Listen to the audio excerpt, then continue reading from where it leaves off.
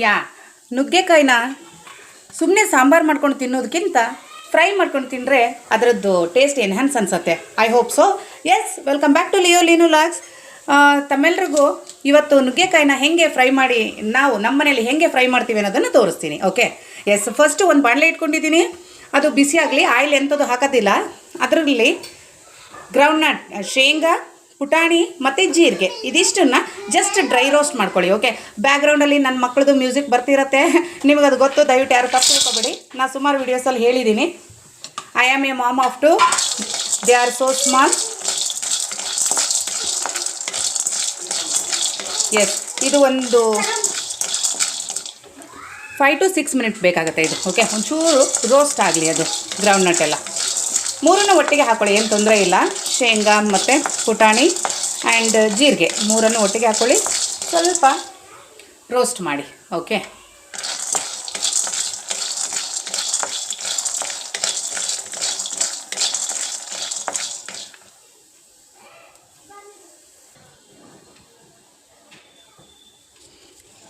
ಇಷ್ಟಾದರೆ ಸಾಕು. ಇದು ನೋಡಿ, ಇಷ್ಟು ಫ್ರೈ ಆದರೆ ಸಾಕು. ಒಂದು 5 to 6 ಮಿನಿಟ್ಸಲ್ಲಿ ಲೋ ಫ್ಲೇಮಲ್ಲಿ ಇಡಿ, ಹೈ ಫ್ಲೇಮ್ ಬೇಡ, ಯಾಕೆಂದರೆ ಅದು ಫುಲ್ ಬ್ಲ್ಯಾಕ್ ಆಗಿ ಹೋಗ್ಬಿಡುತ್ತೆ, ಟೇಸ್ಟ್ ಚೆನ್ನಾಗಿ ಬರೋಲ್ಲ. ಲೋ ಫ್ಲೇಮಲ್ಲಿ ಇಟ್ಕೊಂಡು ನೀಟಾಗಿ ಶೇಂಗಾ, ಪುಟಾಣಿ ಮತ್ತು ಜೀರಿಗೆನ ಜಸ್ಟ್ ಡ್ರೈ ರೋಸ್ಟ್ ಮಾಡಿ ತೆಗೆದು ಬಿಡೋಣ. ಓಕೆ.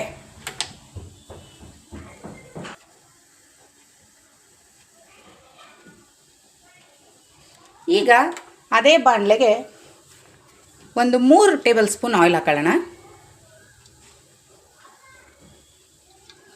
ಎಸ್, ಆಯಿಲ್ ಒಂದು ಸ್ವಲ್ಪ ಬಿಸಿ ಆಗಲಿ.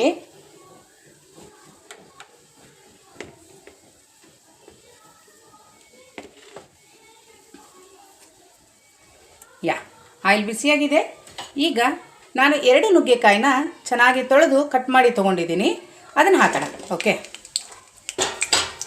ಅದನ್ನು ಹಾಕಿ ಜಸ್ಟ್ ಈ ಆಯಿಲಲ್ಲೇ ಅದು ಒಂದು 70% ಕುಕ್ ಆಗಿಬಿಡಬೇಕು ನುಗ್ಗೆಕಾಯಿ. ಓಕೆ. ಆ ಥರ ನೀಟಾಗಿ ಕುಕ್ ಮಾಡ್ಕೊಳ್ಳಿ. ಅದನ್ನು ಆಲ್ಮೋಸ್ಟ್ ಮೀಡಿಯಮಲ್ಲೇ ಇಟ್ಬಿಡಿ. ಆಯಿಲಲ್ಲೇ ಅದು ಪೂರ ಕುಕ್ ಆಗಬೇಕು, ಒಂದು 70%. ಓಕೆ. ಒಂದು 3/4 ಭಾಗ ಅದು ಆಯಿಲಲ್ಲೇ ಚೆನ್ನಾಗಿ ಬೆಂದೋಗ್ಬಿಡಲಿ. ಆ್ಯಂಡ್ ಅಷ್ಟರ ಮಧ್ಯದಲ್ಲಿ ನಾನು ಈ ಡ್ರೈ ರೋಸ್ಟ್ ಮಾಡಿಟ್ಕೊಂಡಿದ್ವಲ್ಲ, ಇದನ್ನೆಲ್ಲ ಪೌಡರ್ ಮಾಡ್ಕೊಂಡು ಬರ್ತೀನಿ. ನೀರು ಹಾಕಬಾರ್ದು, ಜಸ್ಟ್ ಹಾಗೇ ಡ್ರೈ ಪೌಡರ್ ಮಾಡಿಕೊಂಡು ಬರೋಣ.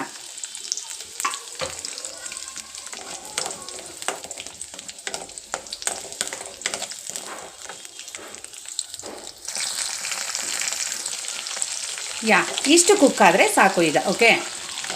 ಈಗ ಒಂದು 70% ಕುಕ್ ಆಗಿದೆ ಅದು ಆಯಿಲಲ್ಲಿ, ಡ್ರಮ್ ಸ್ಟಿಕ್ಸು ನುಗ್ಗೆಕಾಯಿ. ಸೊ ಇಷ್ಟು ಕುಕ್ ಆದರೆ ಸಾಕು, ಅದನ್ನು ತೆಗೆದು ಬಿಡೋಣ ನಾವು.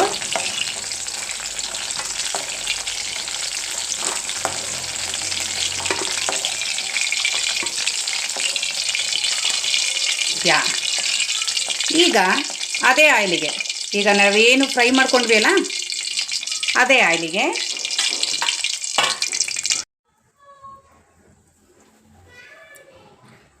ಈಗ ಮತ್ತೆ ಅದೇ ಎಣ್ಣೆ ಇತ್ತಲ್ಲ, ಅದೇ ಬಾಣಲೆಯಲ್ಲಿದ್ದ ಎಣ್ಣೆನೇ ಸಾಕು, ಅಷ್ಟೇ ಎನಫ್. ಅದಕ್ಕೆ ಸ್ವಲ್ಪ ಜೀರಿಗೆ, ಸಾಸಿವೆ,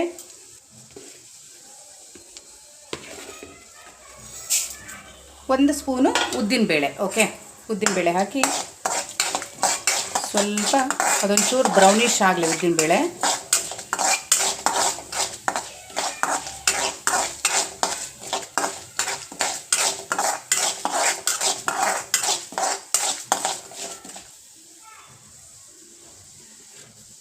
ಅದರ ಜೊತೆಯಲ್ಲಿ ಸ್ವಲ್ಪ ಕರಿಬೇವು, ಅದೊಂಚೂರು ಬ್ರೌನ್ ಕಲರ್ ಆಗಲಿ. ಲೋ ಫ್ಲೇಮಲ್ಲೇ ಇಟ್ಕೊಳ್ಳಿ ಸದ್ಯಕ್ಕೆ.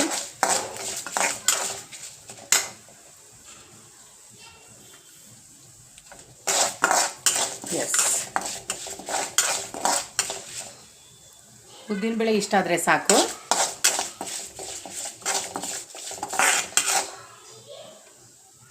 ಈಗ ತುಂಬ ಚಿಕ್ಕದಾಗಿ ಕಟ್ ಮಾಡಿರೋ ಆನಿಯನ್, ಒಂದು ದೊಡ್ಡ ಆನಿಯನ್ ತೊಗೊಂಡಿದ್ದೀನಿ ನಾನು.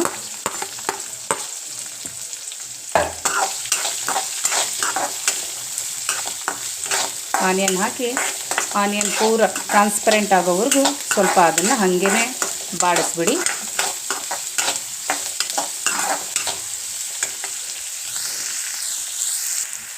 ಎಸ್, ಈಗ ಆನಿಯನ್ ಇಷ್ಟ ಆದರೆ ಸಾಕು, ಟ್ರಾನ್ಸ್ಪರೆಂಟ್ ಆದರೆ.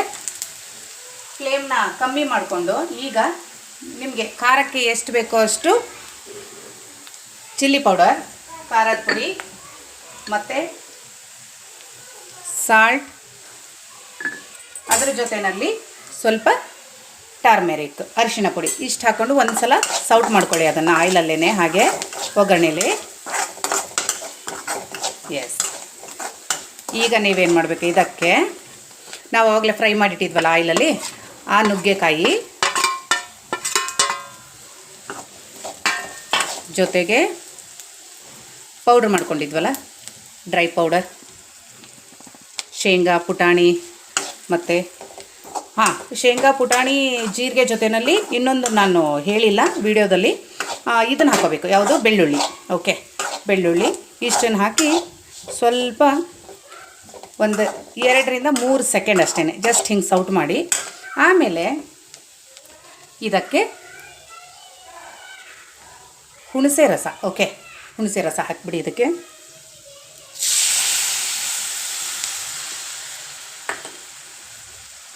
ಹುಣಸೆ ರಸ ಹಾಕಿ ನೀಟಾಗಿ ಒಂದು ಸಲ ಬಾಡಿಸಿ.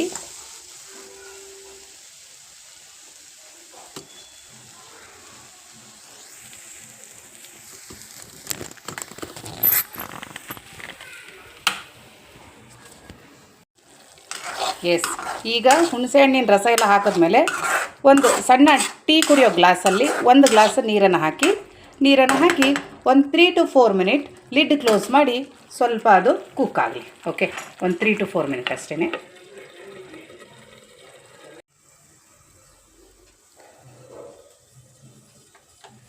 ಎಸ್, ಈಗ ಒಂದು 5 to 7 ಮಿನಿಟ್ಸ್ ಆಯಿತು. Okay, correct consistency it is. Okay, ಈ ಥರ ಆಮೇಲೆ ಗೊತ್ತಾಗುತ್ತೆ ನಿಮಗೆ. ಡ್ರಮ್ ಸ್ಟಿಕ್ಕು ಅದು ಆಲ್ರೆಡಿ ಆಯಿಲಲ್ಲೇ ಫ್ರೈ ಮಾಡಿದ್ವಿ ನಾವು, ಒಂದು 5 to 7 ಮಿನಿಟ್ಸು, ಒಂದು 70% ಆಯಿಲಲ್ಲೇ ಫ್ರೈ ಆಗಿತ್ತಲ್ವ. ಸೊ ಈಗ ಇಲ್ಲಿ ಹುಣಸೆಹಣ್ಣಿನ ರಸ ಮತ್ತು ಸ್ವಲ್ಪ ನೀರೊಟ್ಟಿಗೆ ಒಂದು 5 ಮಿನಿಟ್ ಫ್ರೈ ಆಗಿಬಿಟ್ರೆ ಏನಾಫ್. ಈಗ ಫೈನಲಿ ಕೊತ್ತಂಬರಿ ಸೊಪ್ಪು ಹಾಕೋಣ. ಎಸ್, ಹಾಕಿ ಒಂದು ಮಿಕ್ಸ್ ಮಾಡಿ, ಇಲ್ಲಿಗೆ ನಮ್ಮ ಡ್ರಮ್ ಸ್ಟಿಕ್ ಕರಿ ರೆಡಿ ಆಗತ್ತೆ. ಎಸ್, ಈಗ ಫೈನಲಿ ನಮ್ಮ ಡ್ರಮ್ ಸ್ಟಿಕ್ ಕರಿ ರೆಡಿ ಆಯಿತು. ನುಗ್ಗೆಕಾಯಿ ಫ್ರೈ ಏನಾದರೂ ಇಷ್ಟ ಆದರೆ ನಿಮಗೆ ದಯವಿಟ್ಟು ಒಮ್ಮೆ ಟ್ರೈ ಮಾಡಿ. ನೀವು ಮಾಡೋ ಮೆಥಡ್ಗೂ ನಾನು ಮಾಡೋ ಮೆಥಡ್ಗೂ ಹೇಗೆ ಬರುತ್ತೆ ಅಂತ ಹೇಳ್ಬಿಟ್ಟು. ಮತ್ತು ಬರೀ ರೈಸ್ ಐಟಮ್ ಎಲ್ಲ ಇದ್ದಾಗ ಬೇಜಾರಾಗುತ್ತಲ್ವ ಊಟ ಮಾಡಲಿಕ್ಕೆ, ಆಗ ಈ ಥರ ಮಾಡಿಕೊಂಡ್ರೆ ಚೆನ್ನಾಗಿ ಅನಿಸುತ್ತೆ. ಮತ್ತು ಪಲಾವ್ಗೆ ಆ್ಯಂಡ್ ಮೊಸರನ್ನಕ್ಕೆ, ಚಿತ್ರಾನ್ನ, ಈ ಥರದ್ದು ರೈಸ್ ಐಟಮ್ಗಳಿಗೆ ಇದು ಚೆನ್ನಾಗಿ ಹೊಂದ್ಕೊಳ್ಳುತ್ತೆ. ಒಮ್ಮೆ ಟ್ರೈ ಮಾಡಿ, ಚೆನ್ನಾಗಿ ಬಂದರೆ ದಯವಿಟ್ಟು ಕಾಮೆಂಟ್ ಸೆಕ್ಷನಲ್ಲಿ ನನಗೆ ತಿಳಿಸಿ. Thank you so much. ಇದು ಕೂಸುಗಳು ಇವತ್ತು ಶೀಕರಣೆ ಮಾಡ್ತಾವಂತೆ, ಮ್ಯಾಂಗೋ ಶೀಕರಣೆ. ನೋಡೋಣ. ನೆನ್ನೆ ಅವ್ರು ಚಿಕ್ಕಪ್ಪ ಬಂದಿದ್ರು, ಮ್ಯಾಂಗೋ ತಂದಿದ್ರು. ನಾನು ತೋರಿಸೋದು ಏನು ವೆರೈಟೀಸ್ ಇದಾವೆ. ಇದೊಂದು ಐಸ್ ಥರ ಇದೆ, ಇದೆಲ್ಲ ಬಟ್ ಅದು ಜಲ್ಲಿನ. ಓಪನ್ ಮಾಡಿ ತಿಂದು ತೋರಿಸು ಮತ್ತೆ. ಇಲ್ಲಿ ನೋಡಿ, ಆ್ಯರೋ ಬೋ ಮತ್ತು ಆ್ಯರೋ. ಆ್ಯಂಡ್ ಇಲ್ಲಿ ಅದೇನೋ ಪೆನ್ಸಿಲ್ ಥರ, ಪೆನ್ಸಿಲ್ ಅಲ್ಲಪ್ಪ, ನಾನು ಇದನ್ನೆಲ್ಲ ನೋಡಿದ್ದು ಎರಡಕ್ಕೆ ಹಾಕೊಳ್ಳುವಾಗ ಸುಣ್ಣದ ಪ್ಯಾಕೆಟ್ ಈ ಥರ ಬರ್ತಿತ್ತು ಅವಾಗ ನಮ್ಮ ಅಜ್ಜಿ ಕಾಲದಲ್ಲಿ. ಇವಾಗ ಅದು ಚಾಕ್ಲೇಟ್ ಮಾಡ್ಯಾರ.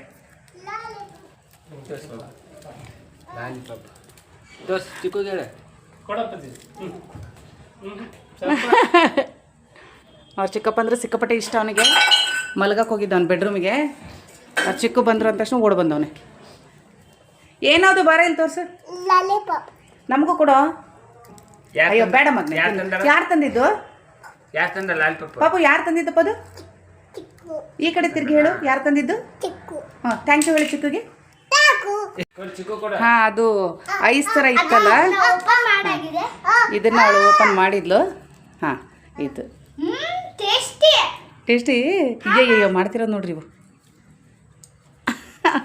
ಇವನು ಲಾಲಿಪಾಪ್ ಪ್ರಿಯ, ಸಿಕ್ಕಾಪಟ್ಟೆ ಇಷ್ಟ ಅವನಿಗೆ ಲಾಲಿಪಾಪ್.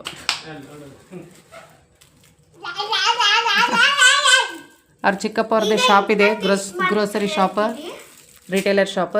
ಇವೊಂದು ಫುಲ್ ಮಜಾ ಅವ್ರು ಬಂದರೆ. ಇದು ಜಲ್ಲಿ ತೋರಿಸಿದ್ಯಾ ನೀನು ಓಪನ್ ಮಾಡಿದ್ದು? ಶೋಮಿ ತಾಳು ಅಲ್ಲಿನೋ ತಾಳು ನೋಡ್ತೀನಿ ಫಸ್ಟು. ಏ ಹೀರೋ ತೋರಿಸು.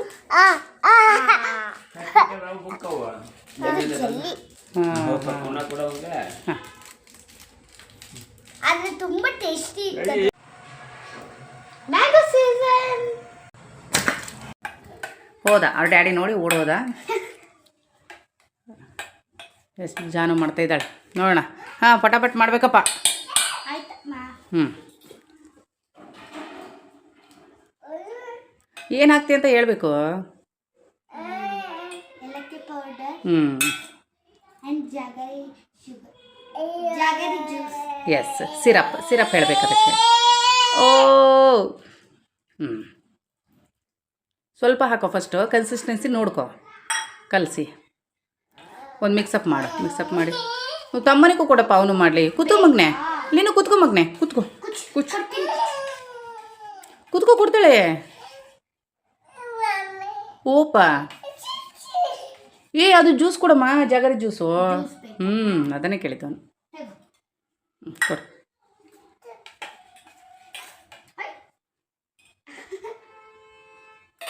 ಏ ಕಳ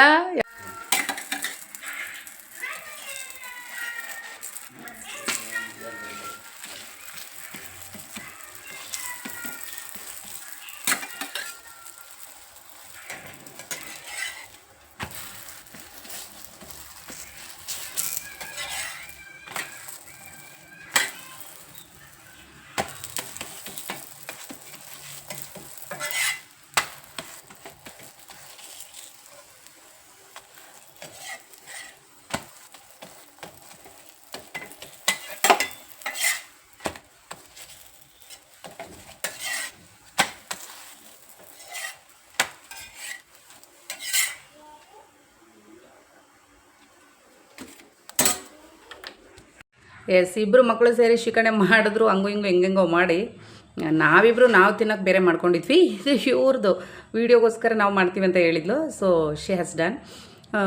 ಇವತ್ತು ಈಗ ಊಟ ಮ್ಯಾಂಗೋ ಶಿಕಣೆ, ನುಗ್ಗೆಕಾಯಿ ಚಾಪ್ಸ್ ಆ್ಯಂಡ್ ಚಪಾತಿ.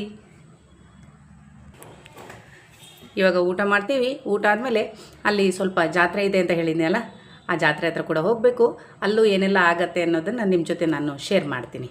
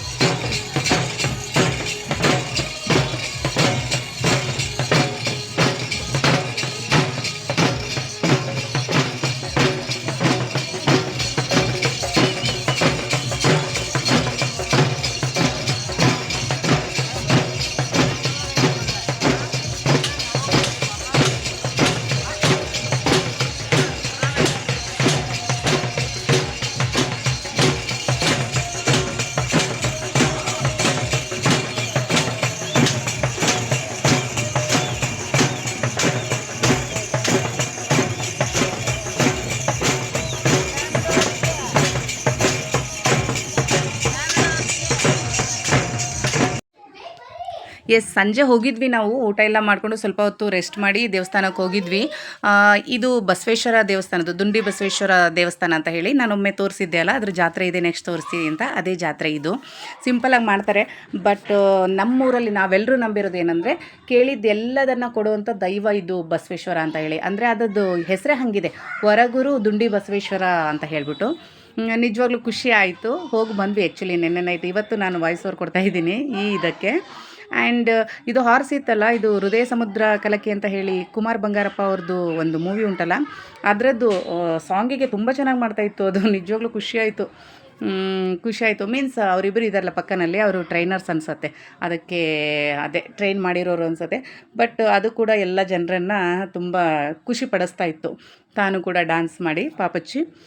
ಮತ್ತು ಎಲ್ಲನೂ ಪಾಪೆಟ್ ಶೋ ಆಗಲಿ, ಡೊಳ್ಳು ಕುಣಿತ ಎಲ್ಲದೂ ಕರೆಸಿದ್ರು, ಎಲ್ಲನೂ ಚೆನ್ನಾಗಿತ್ತು. ಮತ್ತು ಸಾಗರದಲ್ಲಿ ಫೇಮಸ್ ಡೊಳ್ಳು ಕುಣಿತದ್ದು ಒಂದು ಗ್ರೂಪೇ ಇದೆ, ಅದು ನಿಮಗೆಲ್ರಿಗೂ ಗೊತ್ತಿರುತ್ತೆ ಅನಿಸುತ್ತೆ.